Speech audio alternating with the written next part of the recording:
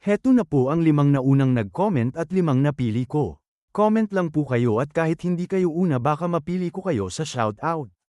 At ito na ang una na si Lodi Loie Ginon Penonal, Lodi Lea Yestoqui, Lodi Nyrome Armonia, Lodi Anisa Dico, Lodi Marlon Zula, Lodi Kuya Chonlizer, Lodi Marlon Hermoso, Lodi NHO Reda Canapia, Lodi Cani Pitong. Maraming salamat po sa inyong lahat at kung bago ka pa lang dito, baka naman. Ika-283 kabanata sa pagpapatuloy. Sa malayo ay dahan-daang bumubungad ang isang mabatong bundok na tila natutulog sa gitna ng katahimikan ng kalikasan. Wala kang maririnig kundi ang banayad na bulong ng kapaligiran, at kahit hindi nahahawakan, ramdam na ramdam ang bawat dampi ng simoy ng hangin na tila sumasayaw sa mga bundok. Habang naglalakad dito si Palm Emperor, sinabi sa kwento na papunta sa Hilaga si Baeksang Woon upang siyasatin kung ang sinasabing lawa ay tunay ngang konektado sa mga nakatagong puwersa. Bawat hakbang niya sa gitna ng katahimikan ng bundok ay tila may kasamang bigat ng responsibilidad, habang ang malamig na simoy ng hangin ay humahampas sa kanyang balabal. Bahagyang huminto si Baeksang Woon at napatingin sa gilid, tila may hinahanap sa pagitan ng mga matatalas na bato at makapal na hamog. Alam niyang hindi pabor sa kanya ang oras, dahil hindi malinaw ang eksaktong lokasyon ng lawa at tanging mga balibalita lamang ang nagsisilbing gabay. Bawat segundo ay mahalaga, at ang bawat maling hakbang ay maaaring maglayo sa kanya sa katotohanang pilit niyang tinutuklas sa hilaga. Sa gitna ng katahimikan, biglang nabulabog ang kanyang pandinig nang may isang boses na pumailan lang mula sa kanyang gilid, isang matinis at nagmamadaling sigaw na nag-uutos sa kanya na mag-ingat. Nagtatakang napatingin ng mabilis si Palm Emperor sa pinagmulan ng tinig, ang kanyang matatalas na mata ay agad na nanuri sa paligid habang ang kanyang mga kilay ay nagsalubong sa gitna ng pagkalito. Sa kabila ng kanyang pagtataka, hindi hinayaan ni Palm Emperor na madaig siya ng pagkagulat.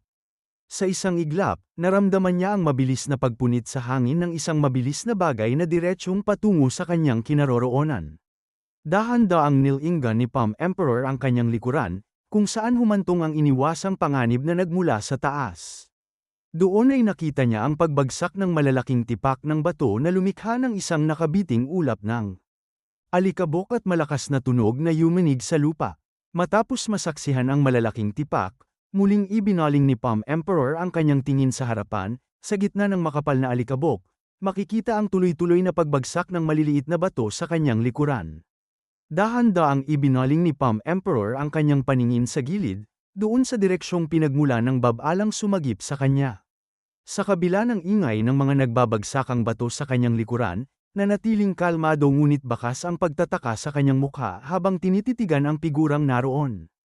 Bahagyang kumunat ang kanyang noo at, sa isang puno ng pag-uusisa, ay napasabi siya ng ano.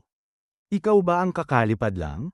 Sa dahan-daang paghupa ng alikabok, tumambad sa kanyang paningin ang isang figura na tila hindi man lang natinag sa naganap na tensyon.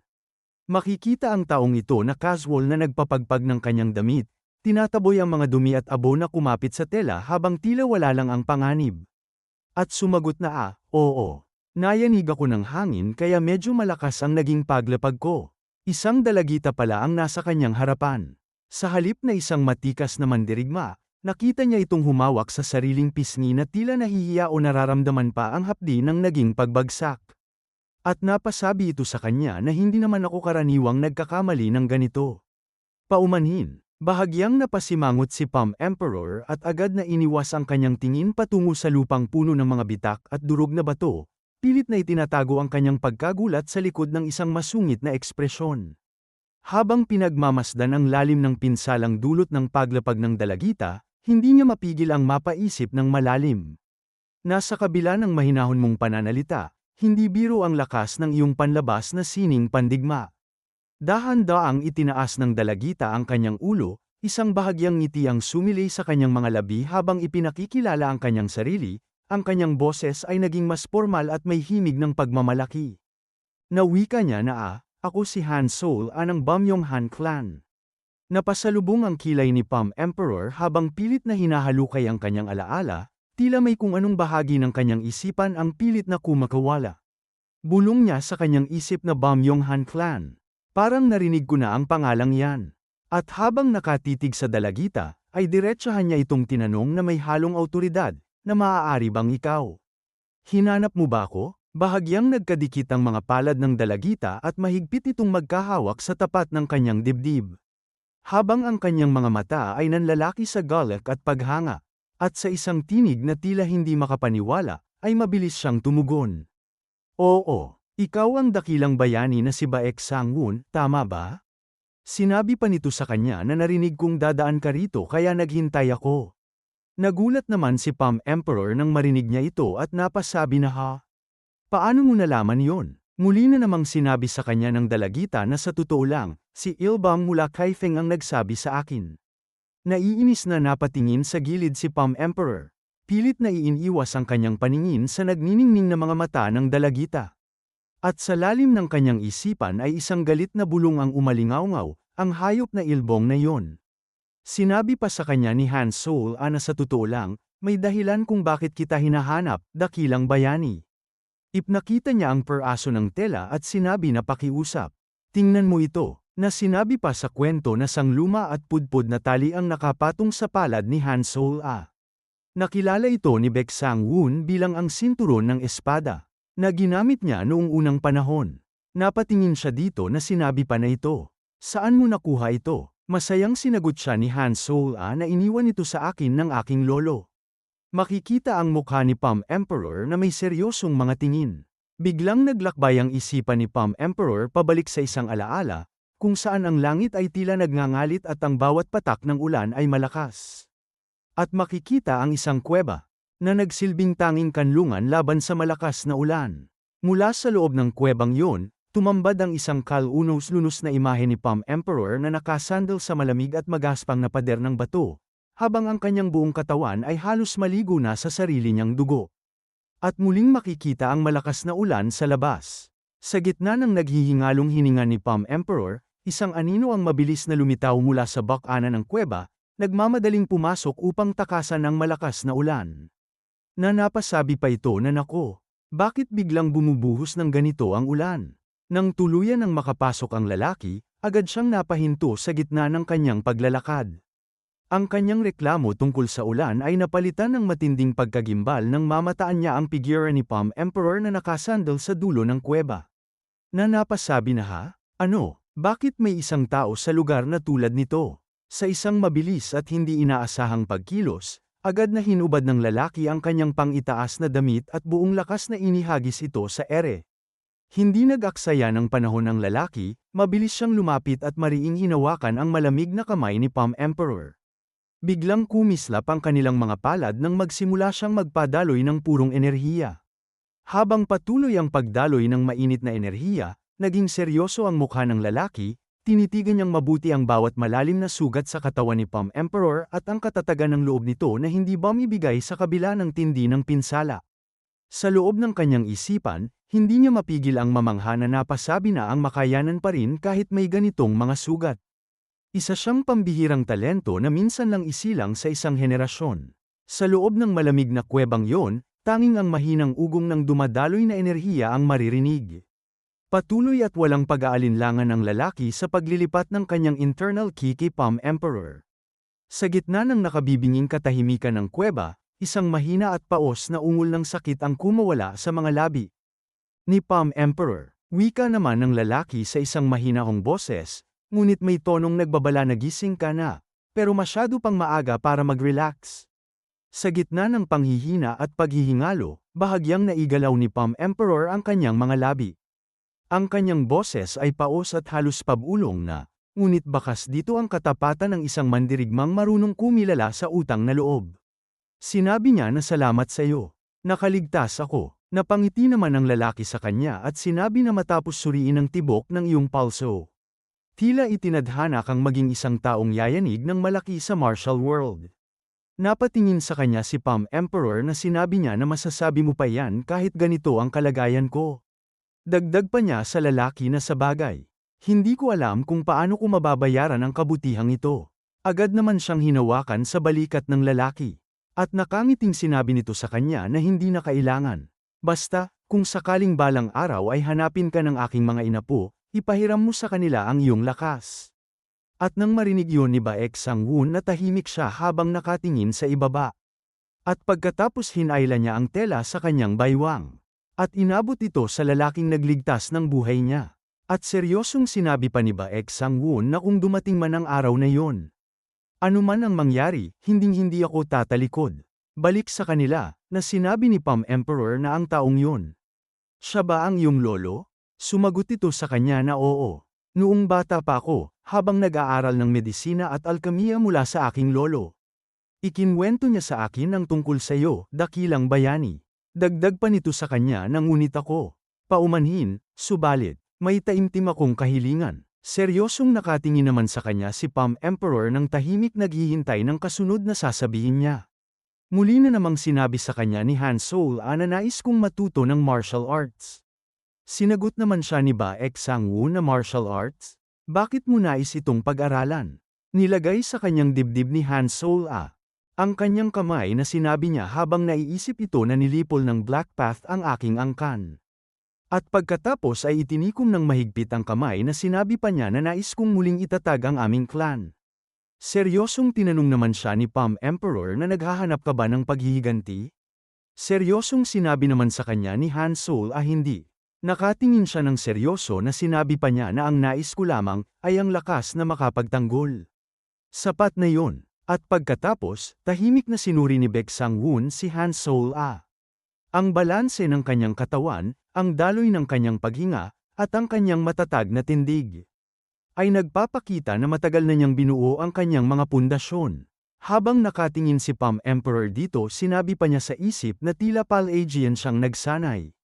Matibay ang kanyang pundasyon, at sinabi niya dito na ang landas na nais mong tahakin ay higit na magiging mabagsik kaysa sa iyong inaakala. Nakataas ang kanyang kilay na sinabi pa na kahit ganoon, ayos lang ba yun sa'yo? Mabilis na tumugon ito sa kanya at sinabi na syempre, kahit landas man ito ng mga tinik, kailangan ko itong tahakin. Ang kanyang sagot ay puno ng matatag na pasya. Makikita ang labi ni Baek Sang-won na seryoso na sinabi sa kwento na pangakong nakatali sa isang lumang ugnayan at ang hindi matinag na kalooban ng dalaga ay gumalaw sa puso ni Baek Sang-won.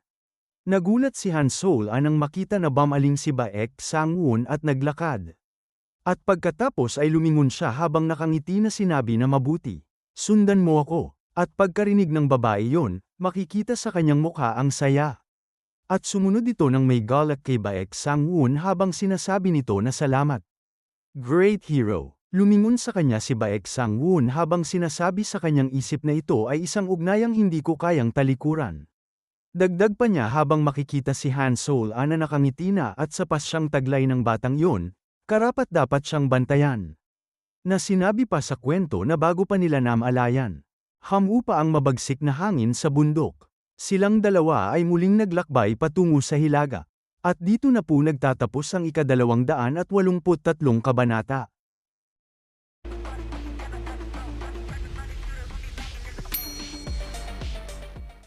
Ika-284 na kabanata. Unti-unting nagbabago ang anyo ng kalawakan habang ang matinding sikat ng araw ay humahalik na sa kapunuan, hudyat na ang langit ay malapit na sa pag-aagaw dilim.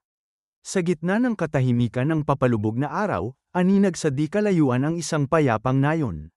Sa wakas, narating ni Baek Sang-won at Han Sol-a ang nayon, kung saan sila ay dahan-daang naglalakad sa gitna ng daan.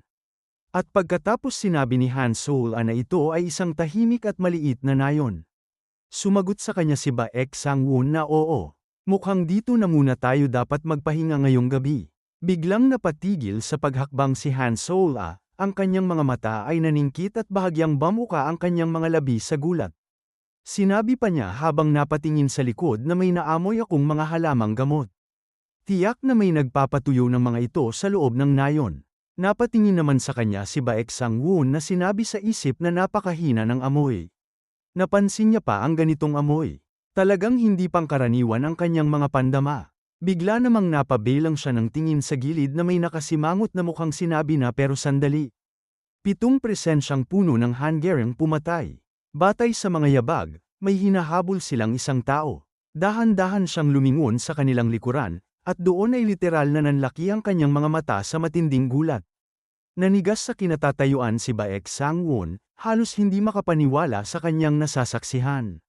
Doon, sa sulok sa gilid ng isang bahay, ay nakita niya ang anyo ni Hukso.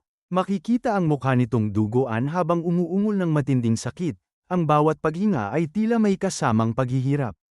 Dahan-daang tumutulo ang dugo mula sa kanyang mga sugat, bumabakat sa kanyang mukha ang matinding kirot at panghihina. Nagulat si Baek Sang-won at napasigaw ng Hukso. Nagtatakang napalaki naman ang mata si Han Sol-a nang makita ito. At ilang sandali pa, makikita si Hukso na nawawala ng lakas at tuluyang natutamba. Bumibigay ang kanyang mga tuhod habang ang kanyang katawan ay dahan-daang bumagsak sa lupa. Agad na lumapit silang dalawa, at napasigaw pa si Palm Emperor ng Hukso. Gumising ka, habang marahang inaalalayan ang kanyang katawan. Sinabi naman ni Han Sol-a na may lason sa likod ng kanyang kamay. Sabay turo sa nagkukulay violet na balat na kamay na may bakas ng maitim na kulay. Habang nanginginig ang buong katawan ni Hukso sa tindi ng kanyang pinsala, pinagmasdan siya ni Han Sol-a at sinabi na sapat ang lakas ng lason upang baluktutin ang kanyang mga ugat ng dugo. At mula naman sa bubungan ng mga bahay ay may tila mabilis na dumadating. Ang mga yabag ay halos hindi marinig habang papalapit, kasabay ng malakas na sigaw na bumasag sa katahimikan ng paligid. Sa isang iglap, anino lamang ang nakita sa ibabaw ng bubong bago ito tuluyang bumaba, dala ang presensyang mabigat at nagbabanta. Napatingin sa kanila si Baek Sang-won habang ito'y bumababa at humaharap sa kanila, matalim ang kanyang tingin at puno ng pagbabantay. Samantala, patuloy namang inalalayan ni Han Sol-a si Hukso, maingat na sinusuportahan ang kanyang katawan. Nakangisi sa kanila si Baek Sang-won na sinabi sa mga ito na imposibleng hindi nila alam kung sino ako, ngunit umatake pa rin kayo. Ibig sabihin, may dahilan kayo upang alisin si Hukso anuman ang mangyari. At ilang sandali pa ay makikita ang mga ito na sabay-sabay na sumugod sa kanya, mabilis at walang pag-aalinlangan ang kanilang mga galaw. Sumiklab ang tensyon sa paligid habang papalapit ang mga ito. Dala ang lantad na Hanggaryang pumatay at handang salakayin si Baek Sang-won sa isang iglap. Naiinis naman si Baek Sang-won at napasabi ng, "Kayong bastos na mga bata," ang mga bala habang nagsasalita ang isang elder. Hindi na niya ito naituloy, sa halip, mabilis na makikita ang hiwa sa hangin, isang matalim at malakas na galaw na tila naghiwalay sa katahimikan ng paligid. At makikita ang mga ito na biglang nahati sa dalawa. Habang nasa ere, mabilis na nagkalat sa paligid ang mga dugo nito, kasabay ng pagliwanag ng mga mata ni Baek Sang-won. Sinabi ng pinuno ng mga ito na ang target natin ay si Hukso. Huwag kayo makipaglaban sa Great Hero. Mariin ang kanyang tinig, bakas ang pagmamadali at pag-iwas sa direktang sagupaan, waring batid nila ang panganib na dala ng pagharap kay Baek Sang-won. Ngunit sa isang kisap mata ay mabilis nang napunta si Baek Sang-won sa likuran nito, at malamig na sinabi, "Dito. Hayop ka." Ang kanyang tinig ay mababa ngunit puno ng banta, at bago pa makalingon ang kalaban ay ramdam na nito ang bigat ng presensyang nasa kanyang likod. Biglang nahati ang katawan nito, at makikita ang dugo na nagtalsikan sa paligid, lumilipad sa hangin na parang pulang ulap. Mula sa itaas ni Baek Sang-won makikita ang isang assassin na mabilis na lumipad at handang tatagain siya. Ngunit biglang makikita ang pagkabahala sa mukha nito, waring may napansin o naramdaman na kakaiba. Nakita pala niya ang palad ni Baek Sang-won, na kumikislap at puno ng enerhiyang habang nakangising nakatingin dito. Tumama ang malakas na enerhiya ni Baek Sang-won sa assassin, at nagdulot ito ng napakalakas na impact dahilan para mabutas ang katawan nito sa tindi ng lakas. Nagpakawala ito ng malakas na tunog ng pagkasira, sabay-sabay na naglakbay ang enerhiya sa paligid, at ramdam ng lahat ang napakatinding puwersa ng suntok ni Baek Sang-won. At makikita na may mabilis na namang sumusugod sa kanya. Tila hindi natitinag ng nangyari sa naunang kalaban. Bawat galaw ng kalaban ay punong-puno ng determinasyon at panganib, at agad na tumutok si Baek Sang-won, handang harapin ang bagong banta sa kanyang magkabilang gilid. Napangiwi ang mukha ni Palm Emperor, at mariing sinabi niya, "Hoy! Sinabi ko na sa iyo, hindi yan uubra." At pagkatapos, makikita ang mga ito na tinamaan ng matatalim na hiwa sa katawan, at agad na nagtalsikan ang dugo, pumapaspas sa hangin at bumabalot sa paligid. Ramdam ang bigat at tindi ng mga galaw ni Baek Sang-won, at sa bawat hiwa ay halata ang kapangyarihang nagmumula sa kanyang katawan, na nagdudulot ng takot at pagkabigla sa mga nakamasid. Napasabi naman sa isip ni Han Solo nang makita ang lahat, na yun ba talaga ang bilis ng great hero? Humanga siya, halos hindi makapaniwala sa bilis at galing ni Baek Sang-won. At mabilis na hinawakan sa leeg ni Baek Sang-won ang isa, na napaungol sa sakit sa lakas ng pagkakahawak. Itinaas niya ito ng madali at nakangiti. Sabay sabing, kaninong utos ang sinusunod ninyo? Ang kanyang ngiti ay malamig at puno ng banta, habang ang bawat salita ay naglalaman ng bigat ng kapangyarihan at awtoridad, na nag-iwan ng takot at pag-aalinlangan sa kalaban. Nahihirapan itong sumagot sa kanya, hingal at nanginginig ang katawan habang pilit na binubuo ang lakas, saka paus na sinabi, na mas pipiliin ko na ang kamatayan. Nanlaki naman ang mga mata ni Baek Sang-won, nang makita niya itong nagpakamatay sa sarili. Nakangisi naman si Baek Sang-won at malamig na sinabi, Hanggal, napakawalang saysay na asal. Gayunpaman, alam ko na kung sino ang nasa likod nito. Ang kanyang mga mata ay kumislap sa pagkaunawa, at sa likod ng kanyang ngiti ay mababanaag ang determinasyong hindi palalampasin ang sinumang may kinalaman sa lihim na pakana. At pagkatapos, lumipat ang eksena sa loob ng bahay tuluyan, kung saan makikita si Hokso na nakahiga sa kama, may mga benda sa katawan na sumasaklaw sa mga sugat, at ang kanyang mga kamay ay may mga acupuncture points na malinaw na tinutukan. Nakatingin sila sa kanya habang sinabi ni Han Solo na, ito ay lasong sumisipsip ng dugo. Kung nahuli pa tayo kahit kaunti, patay na sana siya. Seryoso ang kanyang tinig at bakas sa kanyang mukha ang pag-aalala, habang tahimik namang nakikinig si Baek Sang-won. Sa kanyang isipan, sinabi ni Baek Sang-won, ang Panginoon ng Changyong Pavilion, muli na naman siyang kumikilos. Kumislap ang kanyang mga mata sa galit at pagdududa, at agad niyang inugnay ang nangyari sa mas malalim na pakana. Batid niyang ang mga galaw na ito ay simula pa lamang ng mas malaking kaguluhan. Dagdag pa niya sa isip, maaari kayang may koneksyon din siya sa lawang yun. Hindi, masyado pang maaga para magbigay ng conclusion. Nag-isip siya ng mabuti, pinipigil ang sarili na magpadalos-dalos sa paghuhusga, habang binabantayan ang bawat kilos at senyales na maaaring magbigay linaw sa misteryong bumabalot sa Panginoon ng Changyong Pavilion. Napasabi naman kay Baek Sang-won si Han Solo na pero bakit pinuntirya ng mga mamamatay tao ang lalaking ito? Sagot naman ni Baek Sang-won na, tila may hawak siyang isang mahalagang pahiwatig. Sinabi pa niya sa isip na tiyak na may kaugnayan ito sa sword flower. At pagkatapos sinabi niya na Soul titingin lang ako sandali sa paligid ng nayon, kaya bantayan mo muna si Hokso. Bamaling na si Baek Sang-won at tahimik na umalis, bawat hakbang ay maingat at punong-puno ng determinasyon. Habang si Han Solo ay tahimik na pinagmamasdan siya. At habang magkahawak ang kamay niya, sinabi ni Han Solo Great Hero. Hindi ba delikado kung mag-isa ka? Napalingon naman si Baek Sang-won sa kanya ng tahimik, ang kanyang mga mata ay matalim ngunit may bahagyang lamang, waring sinusuri at pinapahalagahan ang sinabi ni Han Solo. At ngumiti siya ng may bahagya tanong, na nag-aalala ka ba para sa akin? Ang kanyang tinig ay mahinahon at may bahagyang pang-uudyok, habang ang ngiti ay nagpakita ng kaunting lamang. Napataas ng ulo si Han Solo at sumagot ng may pag-aalangan, na hindi iyon ang ibig kong sabihin. Habang papaalis na si Baek Sang-won, nakangiti niyang sinabi, huwag kang mag-alala.